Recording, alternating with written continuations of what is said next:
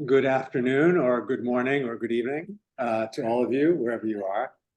Thank you for joining us. My name is Peter Miller, and I'm the president of the American Academy in Rome. And it's my pleasure to be the host and introduce this info session about the Rome Prize. Wherever you are on the clock, it is about 6 months, 5.5 months before applications are due. And so you're either early for this year or very early for next year. And we applaud your foresight in either case. What we'll do here today is I'll talk a little bit about the Academy in a very general sense, and why I think it has a compelling story to tell, compelling enough for you to want to apply. And then I'll introduce my colleague, Shawn Miller, who will talk to you about the practicalities of applying and answer some of the most obvious and direct questions about the application process itself.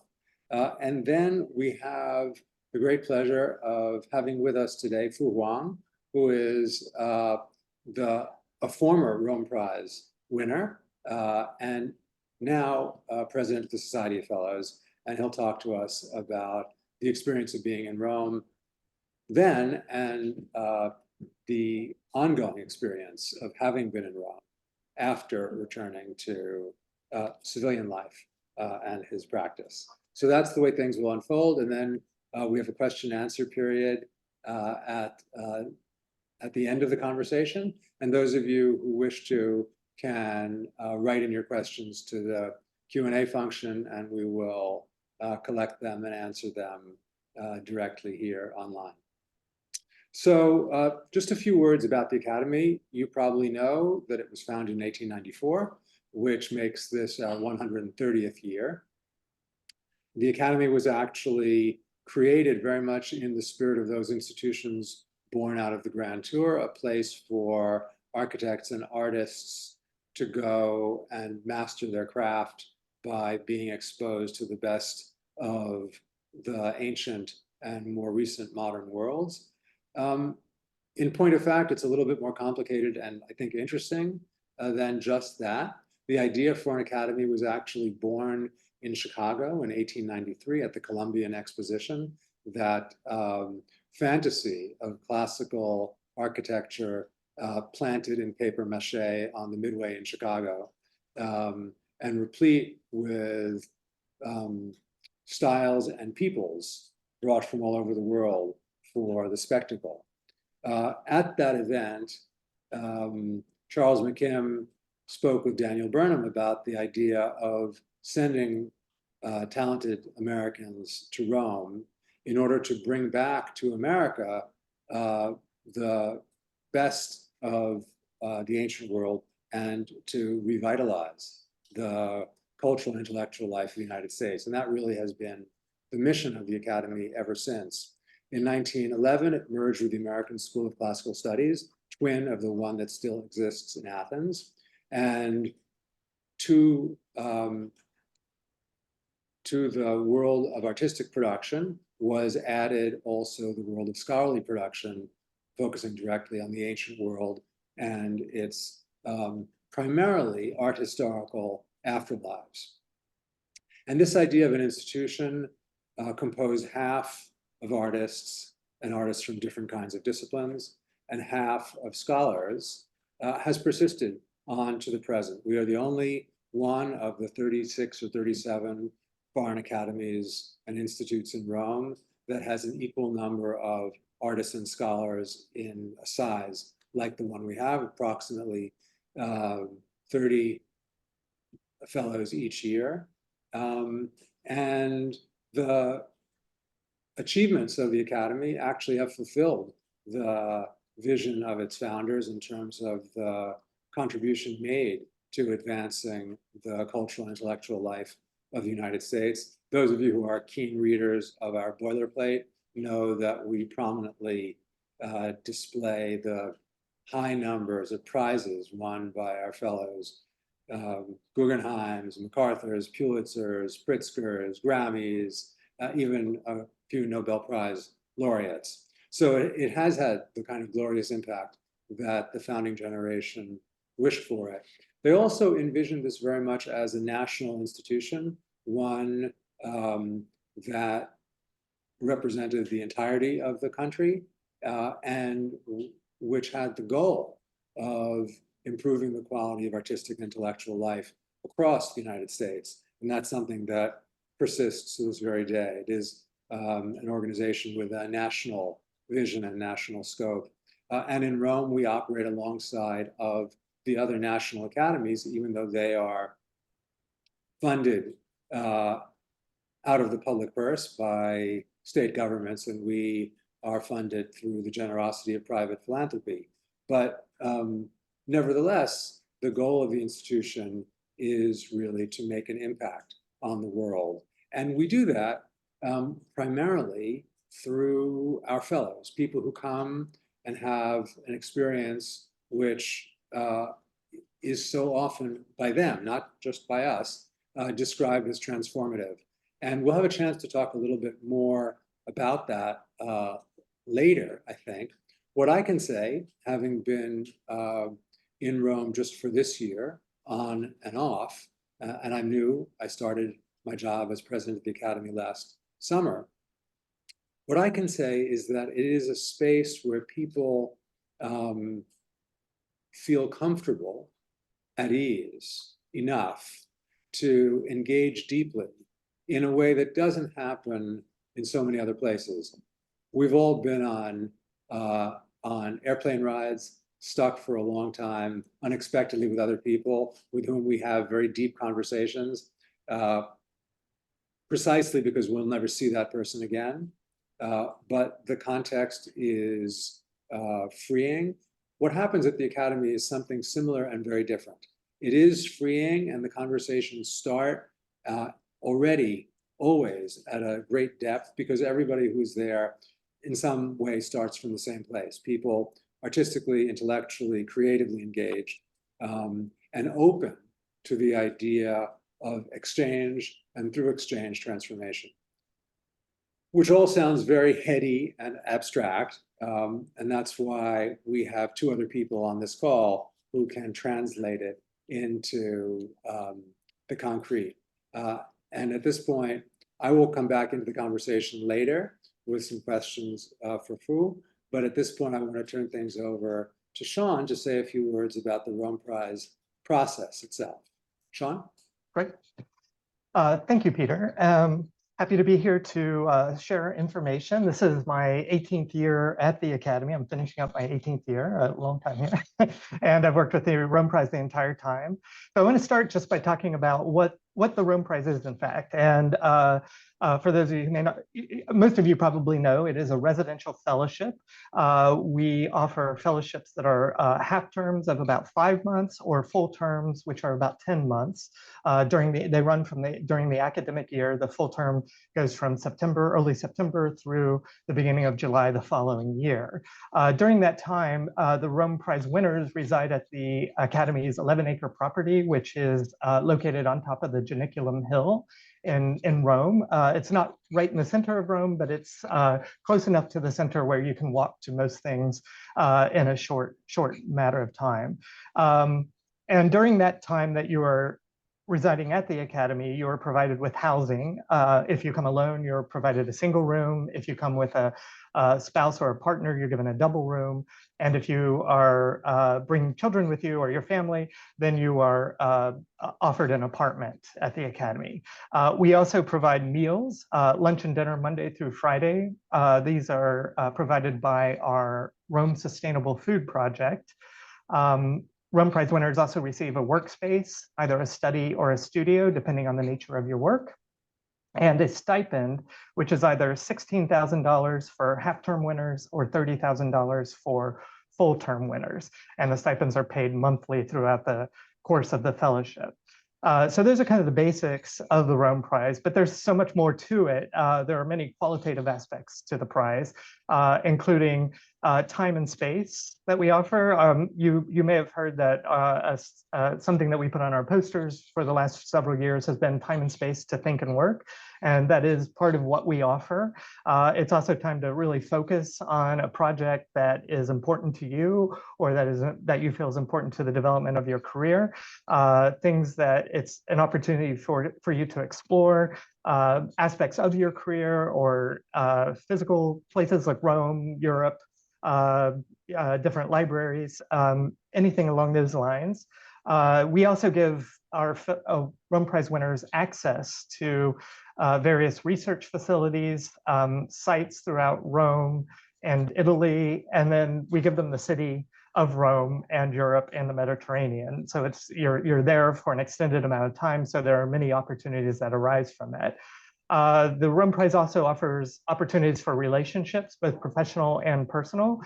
So during the time at the Academy, Rome Prize winners are living and working with their fellow Rome Prize winners, and so they get to know each other very well. They oftentimes collaborate on projects.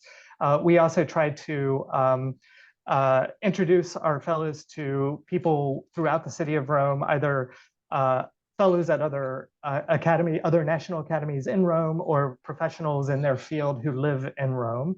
And so it's a great opportunity to meet people. And since it is an extended period of time, most of our Rome Prize winners develop long-lasting friendships with their fellow fellows, and in some cases, people even meet spouses or partners there. So it's who knows what opportunities you'll have there. To be eligible for the Rome Prize, winners, you must be a United States citizen in most cases. The one exception to this is for our postdoctoral fellows in the humanities. In that case, you only need to be a US citizen who has lived in the United States for at least 2 years prior to the deadline. All other applicants to the Rome Prize must be US citizens. Graduate students who are applying for predoctoral fellowships in the humanities must be ABD, have all but their dissertation finished, so there can not be any more coursework. Previous winners of the Rome Prize are not eligible to apply, and undergraduate students are not eligible to apply. As Peter mentioned, we have about 5.5 months till the deadline for the Rome Prize. So we actually have 2 deadlines each year. The first deadline is November 1st, and the second deadline is November 15th. The only difference between the two is that we do have application fees. The fee is higher for the later deadline. So if you need an extra 2 weeks and you don't mind paying the extra fee, but I would recommend, if you can, get your materials in by November 1st. I mean, as I said, there's no difference. So if you do the later deadline, there is no penalty except for the higher application fee. So I just want to make sure that's clear. A completed application consists of an online application form. Currently, our application portal is not open yet. We will open it in August, and it will be open from August till November 15th. So you'll need to fill out an application form. You will need to submit a project proposal explaining what it is that you'd like to do in Rome. This should be 1 or 4 pages long. It's 1 page for the categories that we consider the arts categories, and it's 4 pages for our humanities categories. Applicants will also be asked to submit a resume or a CV, a work sample, which will vary depending on the category to which you're applying. And in most categories, you will also be required to submit 3 letters of recommendation. The exception to this, and actually this is for most applicants to the Rome Prize, because these are our 3 largest categories, we do not require letters in literature, musical composition, or visual arts. However, in those categories, you do need to provide the names and contact information for at least 3 references. All the other categories, you will be required to provide at least 3 letters. Finally, I want to talk briefly about the selection process. So each year we assemble 10 juries to review applications. There is a jury for each category, except in the case of our design jury. They review applications for architecture, design, and landscape architecture. Our juries are comprised of professionals working in the discipline that is being reviewed. The review is a 2-step process. So for the first step, applications are in most cases sent to the jurors in December. They start reviewing the applications and taking their notes. Then they meet with their fellow jurors via Zoom sometime in January. And at that meeting, they select finalists. So we typically ask them to select 2 finalists for every award that we have available in that category. Once they've selected their finalists, then I reach out to those people who've been selected as a finalist and invite them to come to New York in either late February or early March for an interview with the jurors. The Academy pays for the travel and accommodations if you're living outside of the city. Otherwise, if you're in the city, you just come on up to our office. And all finalists will be notified of their status shortly after their interview, within a couple of days. So they'll know either whether they have been awarded the fellowship, been selected as an alternate, or were not offered the prize this year. And the winners are publicly announced in April. Okay, so that's pretty much all I wanted to present today. I'll be, as I said, as Peter said, we will have a Q&A soon, so we will be able to answer specific questions. But for now, I want to introduce Phu Hoang, who is a fellow of the Academy. Phu is the head of the architecture section at the Knowlton School of the Ohio State University. He is also the Robert S. Livesey Professor of Architecture. Phu is a founding director of the interdisciplinary architecture practice MODU, which is recognized for advancing environmental and social intersections. The practice has designed for numerous cultural institutions, including the Cooper Hewitt Smithsonian Design Museum, Art Basel Miami, Design Museum Holon, and Creative Time. Along with his co-director, Raquel Rodham, Phu was awarded the Founders Rome Prize in Architecture in 2017. Phu and Raquel have also been awarded the Emerging Voices Prize from the Architectural League of New York in 2019, and the U.S.-Japan Creative Artist Fellowship from the National Endowment for the Arts in 2018, as well as research grants from the New York State Council on the Arts in 2012 and 21, and the Robert Rauschenberg Foundation in 2013. Last year, they published a book on their research and design projects titled Field Guide to Indoor Urbanism. Phu previously taught at the Graduate School of Architecture, Planning, and Preservation at Columbia University and the Harvard Graduate School of Design. In addition to being a fellow of the American Academy in Rome, he is also the president of its Society of Fellows, an organization whose membership is comprised of those who have been awarded a fellowship, a Rome Prize Fellowship, an affiliated fellowship, or residency at the American Academy in Rome. And this organization provides a public platform that amplifies the voice of its members and celebrates their achievements. Finally, I want to mention that Phu is a licensed architect in New York and Texas. We're happy to have Phu join us today and share information about his Rome Prize experience. So welcome, Phu. Thank you for joining us. Thank you. Thank you, Shawn. Thank you, Peter. Well, thank you for doing the introduction. So Phu, just to start us off, do you want to say a little bit about your practice? Sure. We have a practice called MODU, and it's a practice that combines both research and design projects specifically oriented towards rethinking the relationship between architecture and the environment. And if I can kind of connect this to Rome, when by the time in which we applied, our practice was, I think, about 6 years old. And we saw it as the right time to apply for the Rome Prize. And of course, everyone has different experiences and had different projects. But our practice at the time, we used that period of time to not only, eventually we did the project that we proposed.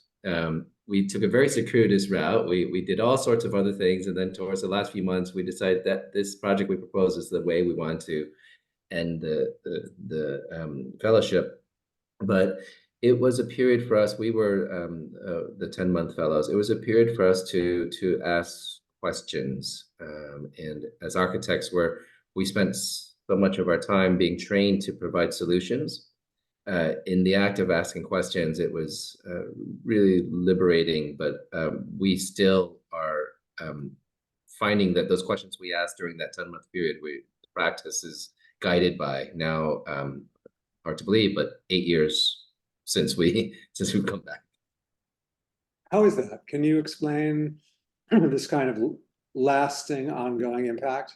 Yes, no, it's a very good one. I think, I mean, first we have always said we shortly after returning, we said there in our career and in the trajectory of our practice that there will be, the period before Rome and the period after Rome. And that still for us is very true, very relevant.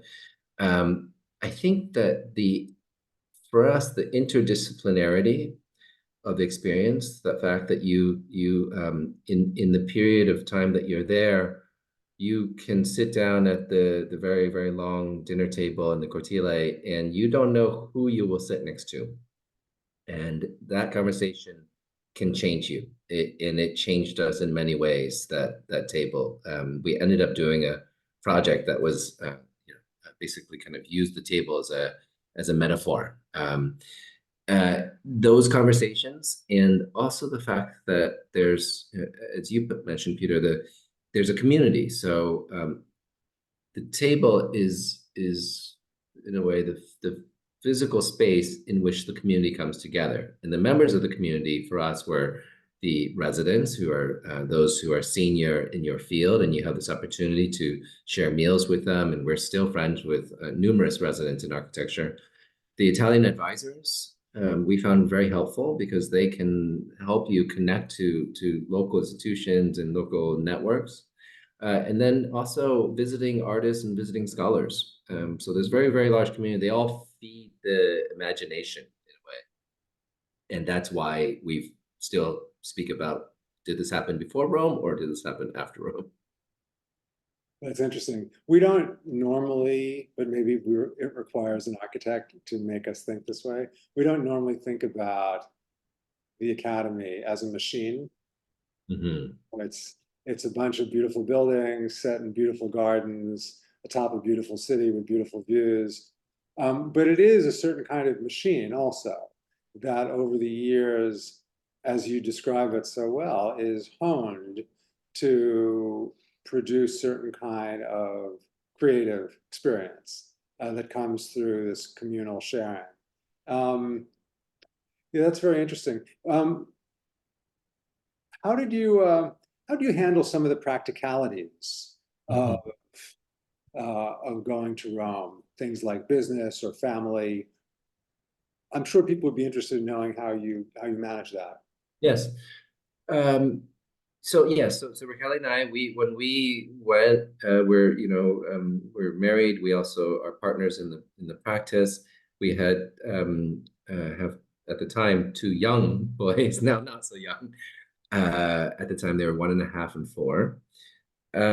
So the family planning and getting the boys into their at the time kind of nursery and pre-K.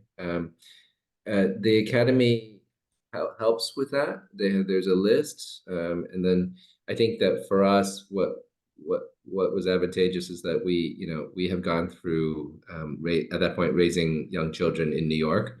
So I think the week after we were notified that we had won the Rome Prize, we started calling the schools because we're very used to the kind of what could be long lines.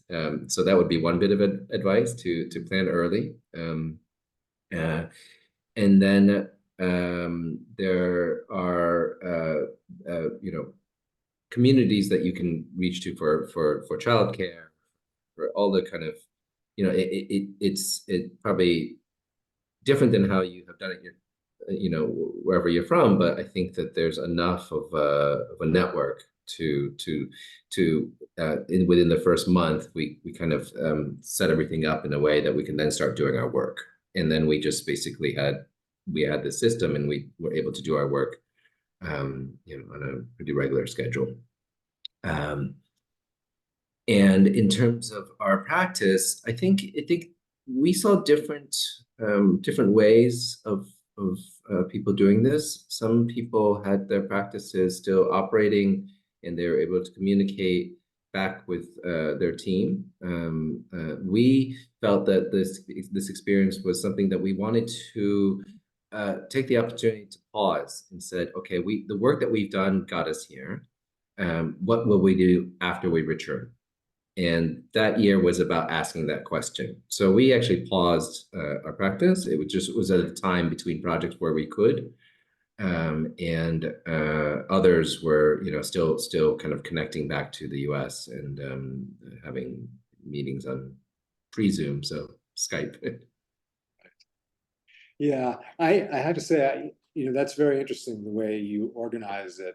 I had a similar experience myself at an earlier stage in my career when I had been sort of on the job market for a while and bounced from temporary, from one form of underemployment to another. And some mentor of mine at the time, now unfortunately deceased, said, you're going to go to this place like the Academy. You're going to go to this place for a year, try and do something, you've never done before. Yeah.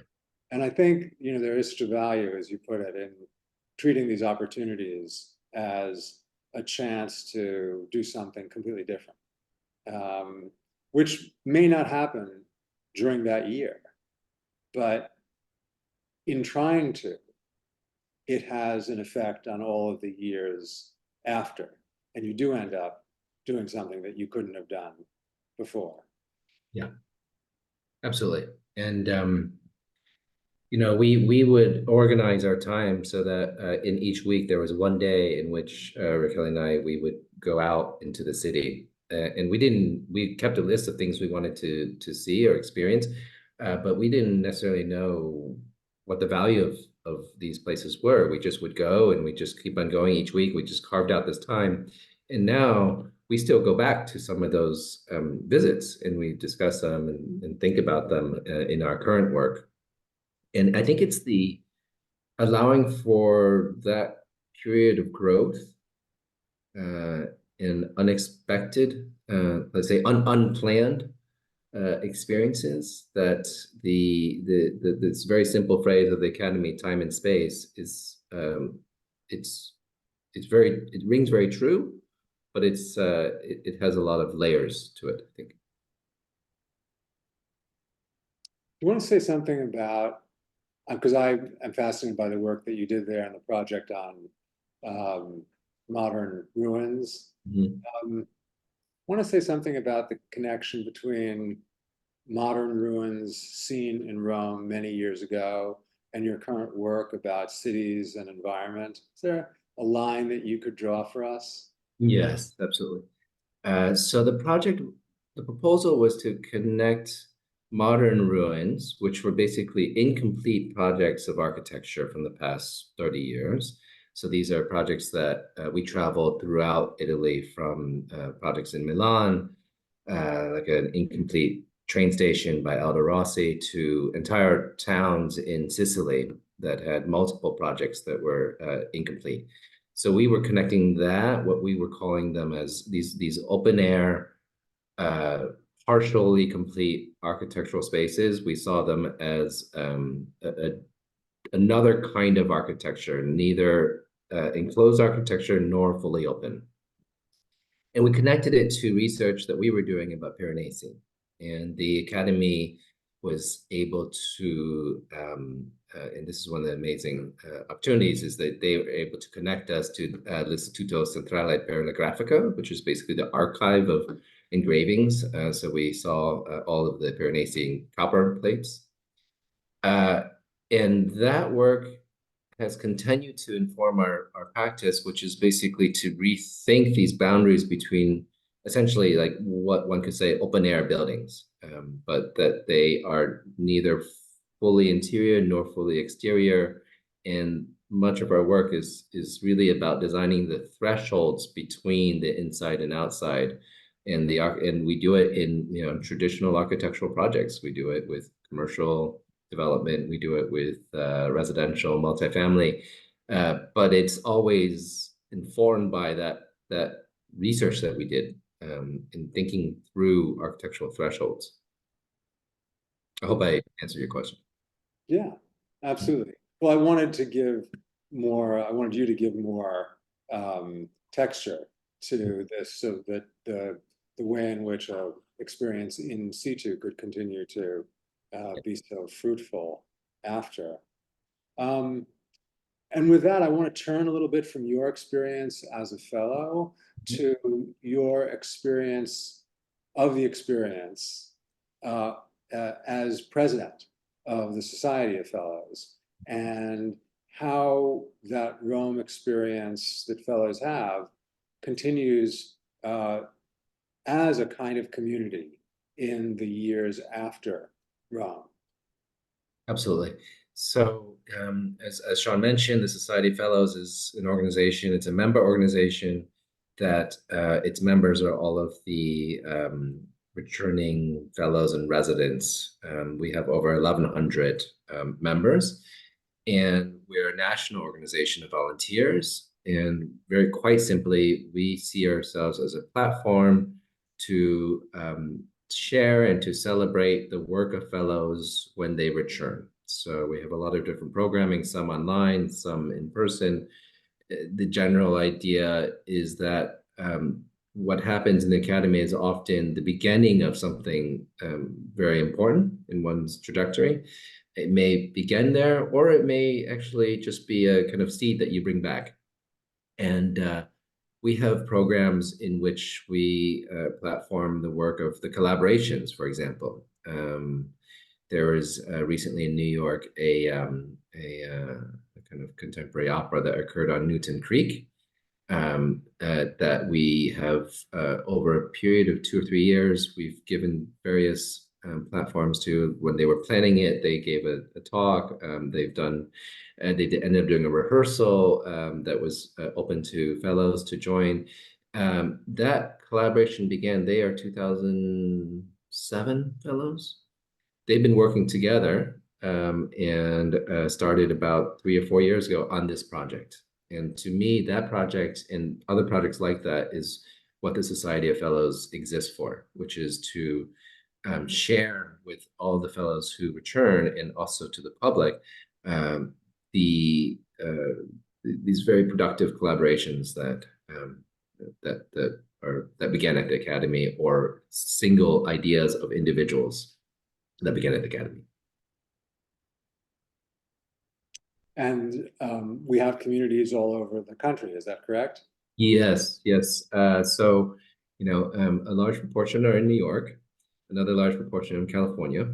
But then we also do a lot of work with communities. We've done several events in the Midwest, also kind of in the Southeast, also in Northern California.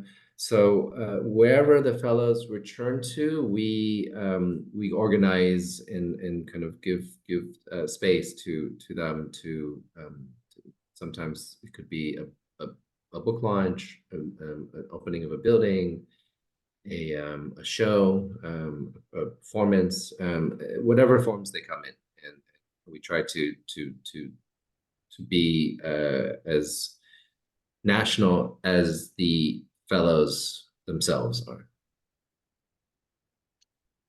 Thank you very much. I think now might be a good time to turn to some questions, and I'll hand the proverbial microphone over to Shawn.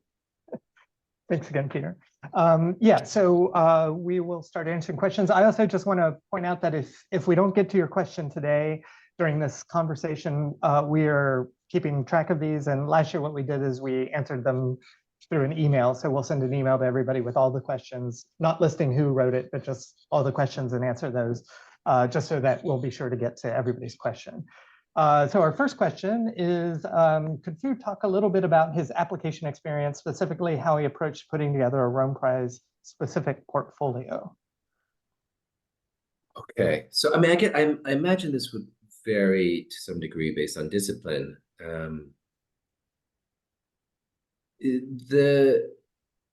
As I recall, because our work both was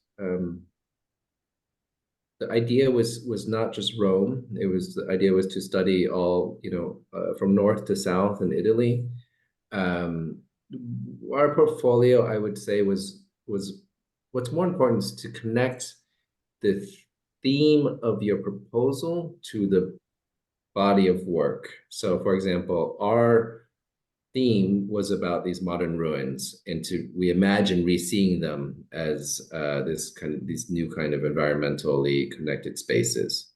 So our portfolio connected to that theme, which is a set of ideas, rather than trying to necessarily connect to Italy or Rome directly. We were connecting to the theme and the ideas of the work and the proposal. So connecting proposal to portfolio was how we approached it.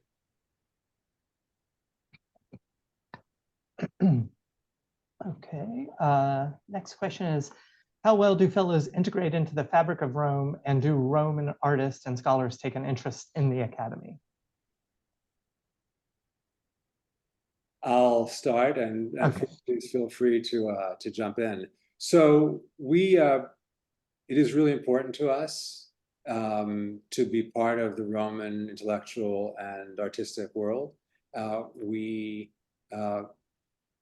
do a lot to, first of all, bring events that are ongoing in the city to the attention of fellows. We also do a lot to bring fellows to some of those events. Obviously, there are too many to bring people to.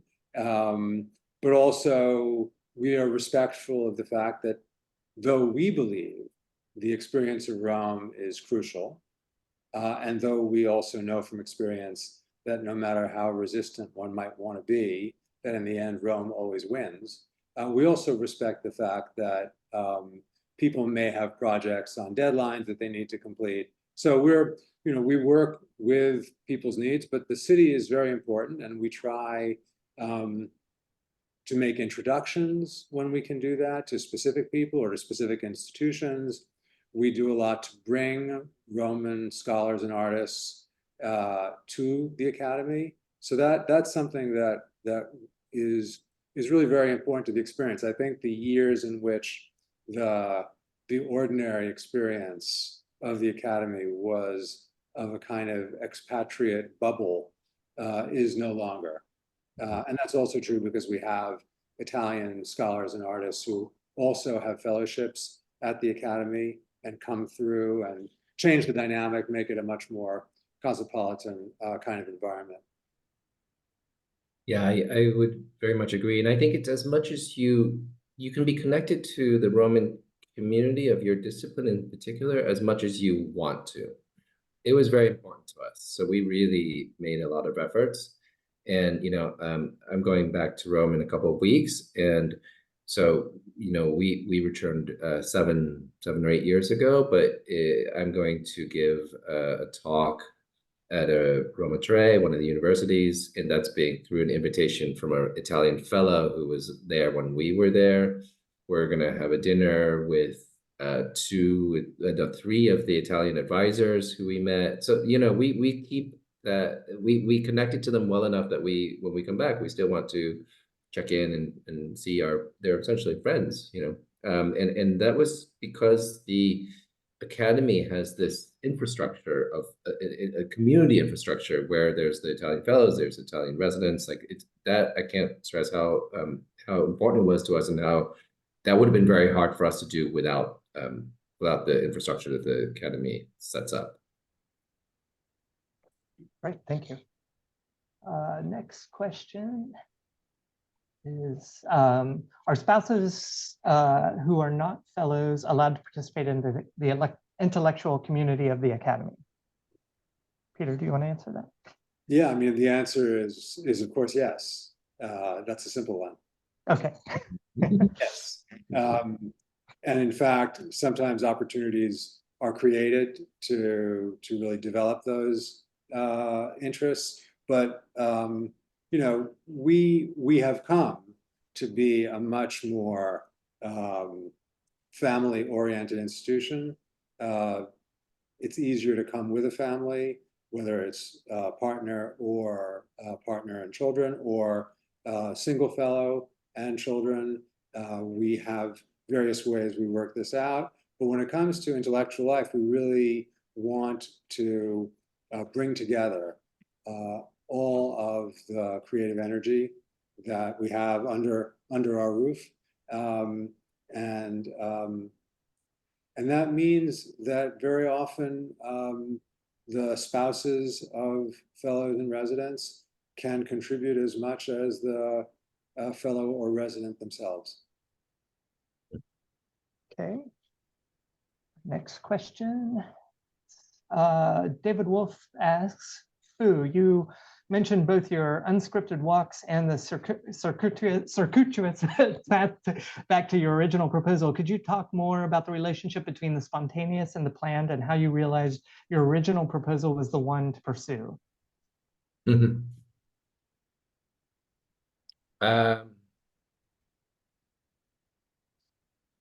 I think that we were very purposeful in allowing for the unplanned, but perhaps the unplanned always has some aspect of rethinking. It's difficult to be truly unplanned, and the idea, the proposal. I think the Academy has always said that the proposals, they understand that one writes a proposal prior to going to Rome, but you cannot expect that Rome won't change you. And Rome changes, in my experience, everyone that went through the program at that time. And so we allowed for Rome to change us, and then in the end we said, okay, there's the proposal that we provided we want to do. But I think in the end there was certainly changes that we made. Thank you. Do collaborations between fellows occur organically, or how often are they cross-discipline? And how often are they cross-discipline? So I'll start, and then you can give a concrete example. For Yeah. I would say that collaboration is something that's very important to us. It tends at the moment to occur in a more spontaneous sort of way. There are possibilities to apply for a Rome Prize with a collaborative project. I'm sorry to say that at the moment, our own resources are not at the level that we would like them to be at, so that generally speaking, a collaborative project that involves, let's say, 2 people ends up splitting a single prize. We hope in the future to be able to award full prizes to all parties of a collaborative project. But there are lots of collaborative projects that emerge over the course of the year, not proposed by people. And those kinds of collaborative projects emerge really from the kind of bubbling matrix of experimentation that is the dinner table. So the long meals that are spent, and now a plug for the Rome Sustainable Food Project, the long meals spent with this fantastic food produced through our collaboration with Alice Waters and Chez Panisse in California, and local farmers and growers in Lazio, means that the food that you'll be eating is really good, and you'll want to stay at the table. And it's a great model for the way in which food can create an emotional space where exciting things can happen between people. So a lot of the collaborations that emerge really come from conversation that starts up at the table, and then in the hothouse of the Academy can flower and develop. But now, Phu, you can give concrete examples. Exactly. Thank you. So we had several collaborative projects, but the one that was really formative was a project that we did for what's called Cinque Mostre, which is the kind of mid-year exhibit of work by artists and architects, designers. And in that one, that was the one I mentioned before, where we used the long table actually as an exhibition display method. And we collaborated, it was, I think, with the largest collaboration, a music composer, a medieval historian, 2 novelists, and ourselves and us as two architects. And there was a kind of sound piece to our installation. We had designed the architectural element and readings done by the two novelists. And that collaboration, like I literally just yesterday was speaking to my partner Kelly Rotem, and we were talking about an upcoming project, and we said, oh, maybe we should reach out to our friend, the music composer. And because we remember this conversation that we had with him now 7 years ago about I'll just give it a little bit of color. He was working on a piece that was about the sounds of extinct animals. So we said on this project that we're considering that would be something that would be great for a collaboration. So that's what I mean, like where the collaborations, they began in Rome, but they certainly don't end in Rome. And that's I think a good example that could stand in for many of precisely the way in which the year in Rome or the 6 months in Rome is not just a year, not just 6 months, right? It's really a potentially lifelong relationship. Absolutely. Okay, next question. Benjamin Marcus asks, do school-age children typically attend public Italian schools or private schools? School age, so I'm assuming that would be primary school. There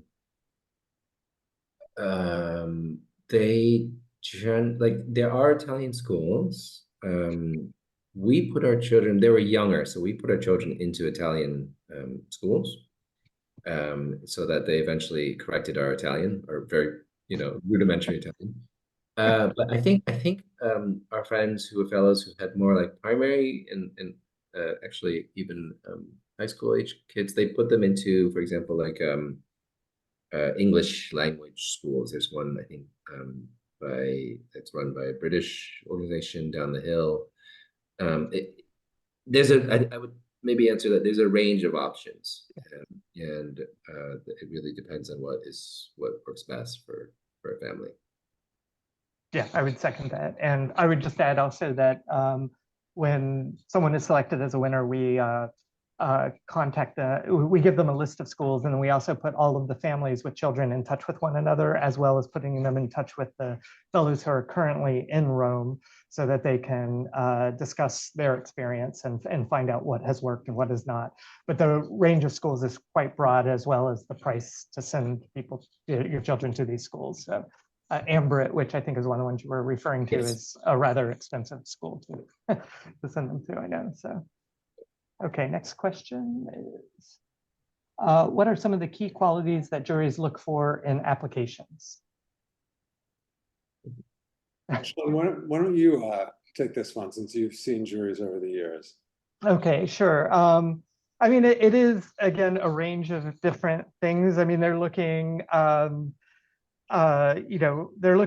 what we ask them to look for is excellence. We're pretty broad in our description, but we want people, the projects themselves do not always need to be Rome based or Rome centric. It depends on the category for which you're applying. For example, the scholars, their proposals should show a need to do research in Rome, either using libraries or other research facilities in or around, not necessarily in Rome, but around Rome, or fairly nearby, where you can go away, but you're not going to be absent from the academy too much. For the artist, it's a little more broad. They're looking for what they think is the best work out of the field of the pool of applications that they've received. They're also, when it gets to the interview, it gets to a slightly different stage where they're looking to see how people will interact in the community. This is a residential community. Our fellows are living together and spending a lot of time together, and so we want to make sure that that they're going to be personable. You don't have to do collaborative projects. That's not a requirement, though we do encourage it as much as possible. If you want to really just focus on your project, We give opportunities for you to collaborate, but it's not a requirement.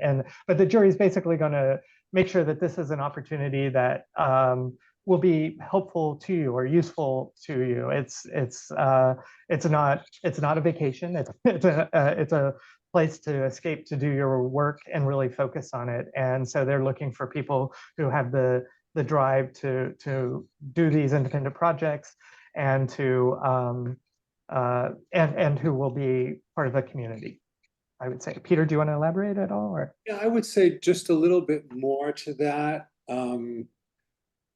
We do at the later stage that Shawn refers to, we do talk about how we're not appointing proposals, excellent proposals. We're seeking excellent people, precisely because to the extent that there is this kind of magic that Phu refers to, having to do with conversation and the sparks of collaboration, that only happens when you have a group of people who are willing to listen to other people, who are open, who are interested, who have some range themselves, who have a kind of intellectual generosity, right? Give and take.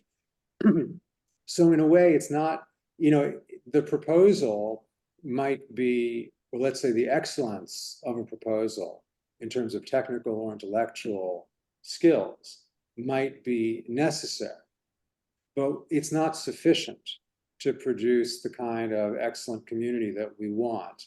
And that excellent community is it's not just, as Shawn says, because it's nice. It's that actually, and this is the kind of stuff you may have read, important companies like Google have studied the way in which collaboration works. And what they found is that the teams that, for instance, spend the first part of a meeting just catching up on how the weekend was, how their families are, how the different hobbies that they work on are progressing, those kind of teams actually perform better at their work functions because there's a closer non-work interrelationship between them. And that captures something of, maybe from a more technical business angle, something that we understand much more artisanally, that collaboration, it occurs on different levels and it's guaranteed, so to speak, by different things, the creative professional part of which is only a part. And that's one of the things that we look at when we are making our final decisions is really, how is this person going to function? And the other thing I would add to Shawn's points is it has to do with the place of Rome. Because, one of the things that we believe completely is that Ralph Waldo Emerson was right in the 1840s. He goes to Rome, so the end of the 1830s. His wife has just died. He takes a couple-year trip to Europe. He spends a few months in Rome, and he describes it as a millennial city. It's a city where everything could be found. And that's really, our own secret sauce as well. It's not just classical architecture, which might have been what Charles McKim was thinking about. It's the fact that you can tell almost any human story through or by looking through the lens of Rome. And so when we look at projects, Shawn's right. It doesn't have to be exactly about Rome, but it has to be looking through Rome. And that's something that we pay attention to as well. I think we should wrap it up now. So as I mentioned, any of the questions that were not answered during the session, we will send those in an email, answers to those in an email. And I just want to say thanks to everybody, and thank you, Peter and Phu. And Peter, do you have any last words that you would like to? No, I want to just thank all of you who stayed with us for the hour. I want to thank Phu. I want to thank Shawn. We'll be back doing more Zoom info sessions in the fall. If you have more questions, of course, you can reach us all on email in between. We will be in a number of different cities in the fall, and you can check our website for locations for in-person events. And if you're in one of those places and want to see us in person, you can do that. And I want to thank you for your interest in the American Academy in Rome. Thank you. Thank you, everyone. Thank Thank you for the invitation, Peter and Shawn. Sure. I always love the opportunity to reflect on the Rome Prize experience. Thank you so much. Thanks. Thank you. Have a good night, everyone. Bye.